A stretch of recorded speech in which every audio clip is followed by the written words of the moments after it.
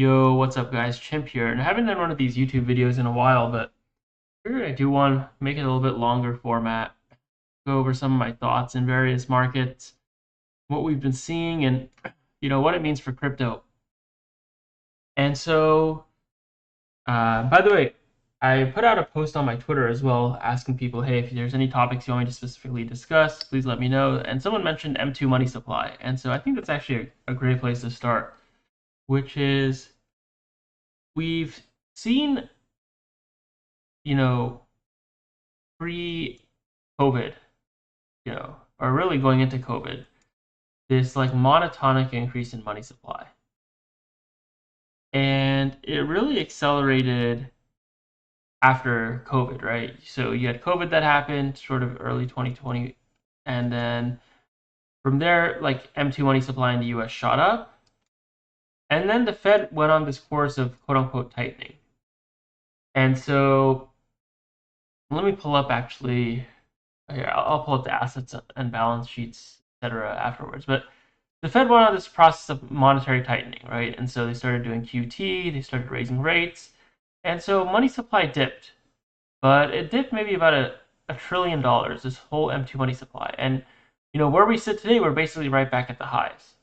And so, what does this tell us? Like, what is the story behind this? The story behind this is that overall liquidity in the system and overall dollars and what overall dollars are at an all-time high, and dollars in some sense are at an all-time low in terms of like real purchasing power.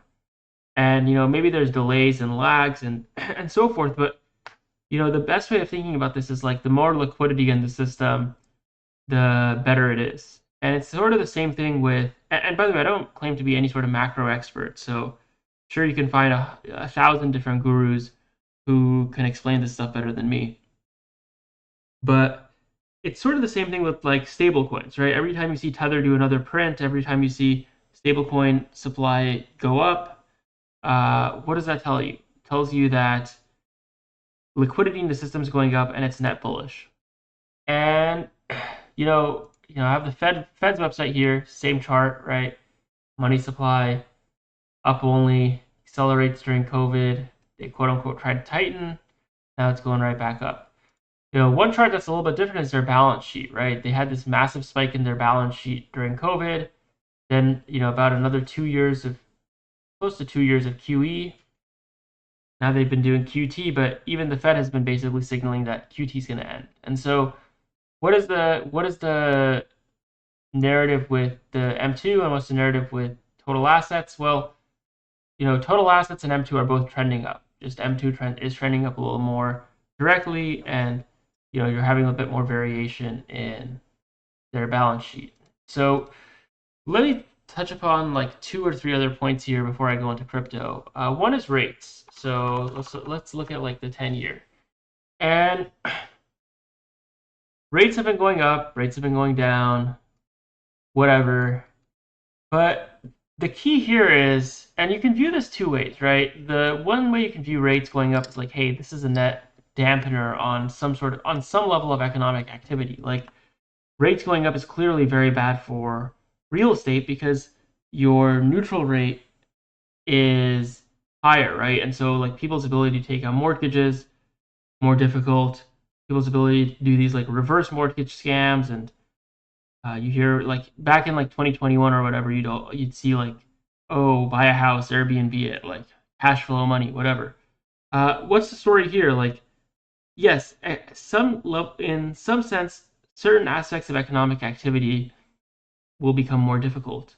But what's the other story here? The other story here is that in some ways, like the future value of a dollar is like valued less, right? When rates were at 0 or 0.5, or let's say like really long-term rates, like the 30-year is like at 1.8 or whatever, or was at 1.8.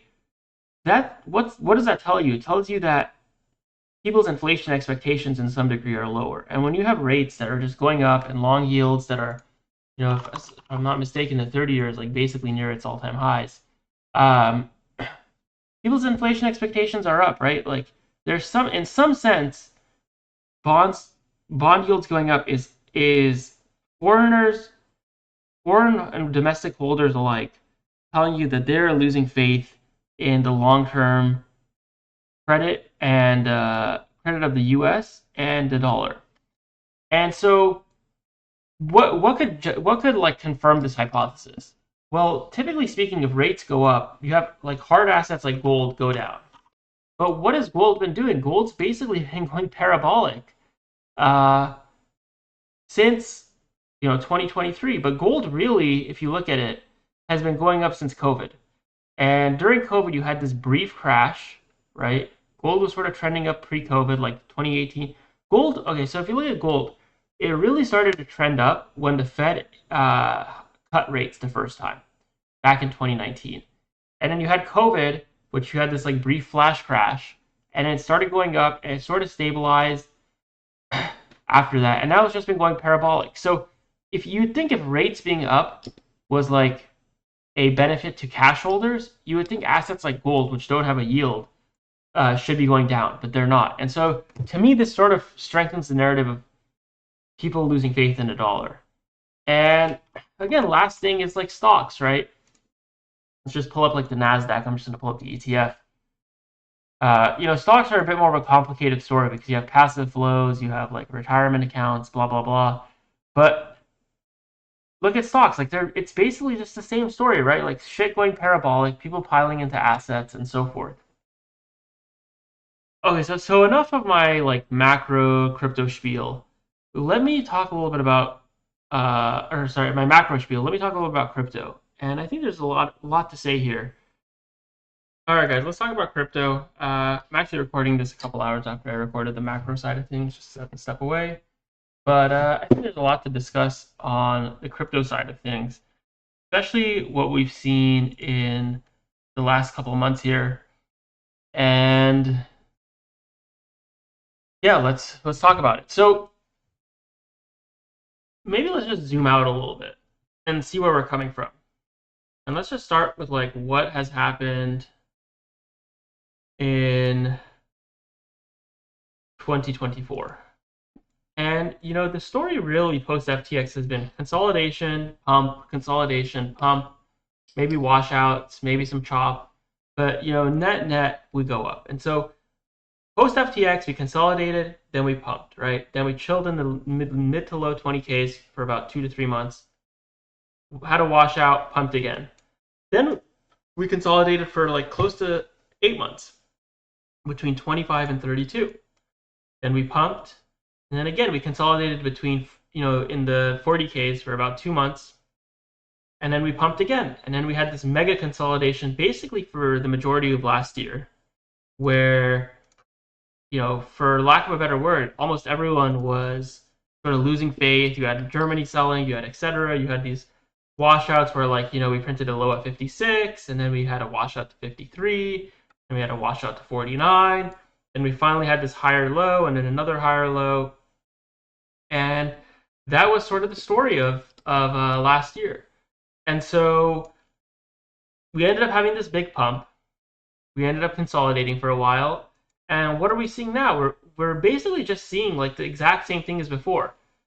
You had a move, for lack of a better word, with Bitcoin going from a low of 49K to 110K, right? So you had like 120% pump. You're going to get pullbacks, right? Like this is the nature of the market. It's not going to go from 100 to a 200 to 500 in a straight line. And the question is, where do we sit today? Have we had a big enough washout and so forth? And so, look, you've had basically since Jan 20th, right? Like Trump got in and that marked the top. And for the last 3 months, it's been down only.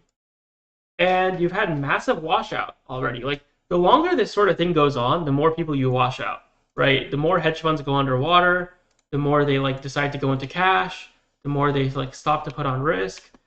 And so like this is a process that's been going on for 3 months. And we can sort of judge this by looking at a bunch of different criteria, right? Like let's look at some of the coins that were previously strong, like TIA. TIA traded as high as like 450 just a month ago, right? When Bitcoin was at the exact same price. Now it's trading at 260, right? Something like a TIA was trading as high as $9 in December. You've had massive washouts in a lot of these coins. Now let's look at a couple others, right? Like Trump. Trump has been down only, and when Bitcoin was still in the 80Ks just a couple of weeks ago, it was like almost double the price. Same thing again. Melania, like these are newer coins, right? Melania is just down only. It's like the mega grift of the century. And then let's look at something like Litecoin, right? Litecoin, exact same story. Like multiple runs to 140. Now it's sitting at $79, $80. Nothing to it. Now, some people might say, look, man, you've had certain tokens really pump. You've had coins like Fartcoin pump. You've had coins like Hype pump. But I think limited bubbles, like when you have a mega washout and certain coins start to pump, that's not that big of a deal, at least in my opinion. I think the bigger deal is like when you have everything pumping across the board. And I'm not sure we've really seen that yet. Like, it reminds me a lot of Axie Infinity. What is it? AXS? Like, Axie Infinity had a mega run, actually, in 2021. And this sort of kicked off that second leg of the bull run, right? Like, we went to 65, dumped to 29, and then we ended up going back up. Like, Axie Infinity ended up mega pumping basically like during that entire time, and it sort of started this wave. And so you can have like pockets of froth or pockets of like exuberance, and I think that's totally fine. If anything, like what a pocket of exuberance sort of tells you is that people are willing to gamble again. And the question is like, after 3 months of down only, after multiple washouts, after all of that, like, does betting on more downside really make sense? Like, I don't think it does. Like, I think we have so much pent-up energy here. It's like 3 months of straight down. It's the same thing that we saw. It really reminds me of like what we've seen in the past when there's certain quote-unquote levels that like you buy and then you're like immediately in the profit soon after. And I think that level right now is 80K, right? Like every time Bitcoin has dipped below 80K, it's like it's like basically auto rebounded. Like it's almost free money to buy 80K. And where did we see this before? We saw this before in like the mid to low 50s, even the high 50s. Like anytime Bitcoin dipped below 60K, it was basically an auto buy back in the summer of last year. Like, you had one move to 56, you had one move to 53, you had the move to 49. Like that one sat, more like in the high 50s, whatever. But basically, like if you drew a line at 60K and you said, I'm going to buy Bitcoin sub 60K, Bitcoin did not trade that long below 60, and it ended up being a great buy. Same thing with, like when you looked at that 8-month chop range that I talked about. Let me clear these drawings. That 8-month chop range I talked about before, like anytime Bitcoin went below like 26K, it was like an auto buy, right? And so I think we're seeing something very similar here. Like anytime Bitcoin goes below 80K, like I think it's just like a snap buy. And let me just show you one other piece of evidence, or maybe I'll show you. Yeah, let me show you one other piece of evidence, which is this chart, which is funding rates. And I wish it would go back further than a year, but look at sort of what we saw like middle to end of last summer. You saw funding rates like, and maybe just focus on the top, like funding rates getting more and more like negative, right? So this is like May of last year. Like you had some positive funding rates like late May, early June. Then like by the time you got into August, September, like you basically had constant negative funding. And then like what did you get in November, December? Like you basically got like ultra heated funding rates, people going crazy. And what are you seeing again? Like you're seeing negative funding rates creep in, and funding rates aren't a perfect indicator. Like they can be wrong. They don't have to signal a pump for months, right? You had negative funding rates at the FTX lows for months. But what they do signal is that the market is relatively oversold. And I think it's just a matter of time that we like end up pumping significantly. Whether we sit here for another 3 months or whether we end up going up tomorrow, I don't know. But I think that upside is like significantly more likely than downside at this point. And if in a year we're talking about Bitcoin at 150 or 180K, like would that really be that surprising? Not really. And I just want to talk about one other thing, which is Sailor. You know, a lot of people view Sailor as like this ape, but what he really does is he absorbs a lot of the supply. And so, like, that's why these downside moves are more muted because he comes in, he absorbs a lot of the hot hand supply. It sort of puts a dampener on downside, and then the market, instead of like having these collapse cycles, it ends up just chopping for a long period of time. And then like ultimately you run out of sellers, you get some sort of like macro reason or another reason for the market to go up, and that's what ends up happening. So I'm leaning bullish here. One other point I want to make unrelated to the market is if you guys like these, let me know what you want me to talk about next time. I'm gonna try to do these more frequently. I don't know if I'll do them daily, probably not, just because they take a while to record. But maybe every couple of days I'll post a market update, sort of giving my thoughts on what I think. And yeah, appreciate it, guys. And until next time, take care.